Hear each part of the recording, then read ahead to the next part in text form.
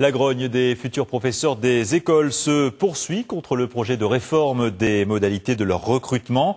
À Boulogne aujourd'hui, les cours se sont tenus au grand air pour sensibiliser l'opinion. Claire Chevalier, Philippe Roussel.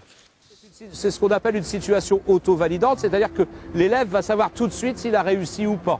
Les futurs professeurs des écoles toujours mobilisés. Cet après-midi, ils étaient une centaine dans le centre-ville de Boulogne. Cours de mathématiques pour les premières années, cours de sport pour les deuxièmes années et un seul objectif, le retrait de la réforme de la formation des enseignants voulue par Xavier Darcos.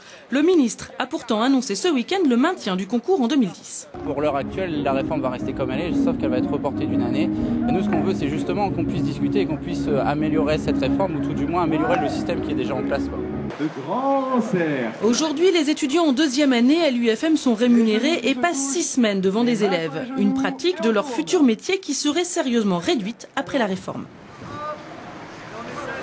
Ce qu'on craint dans cette réforme, c'est que la formation professionnelle des maîtres disparaisse au profit seulement de cours théoriques faits à l'université. Il est important que cette année de professionnalisation, de prise en compte de la réalité des classes, en alternance entre la pratique des classes et les cours théoriques, voire le tutorat, puisse encore se réaliser.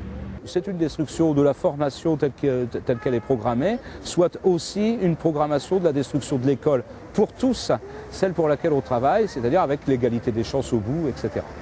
Et samedi prochain, l'IUFM d'Outreau organise une journée portes ouvertes destinée notamment aux parents d'élèves afin de leur expliquer pourquoi ils restent mobilisés.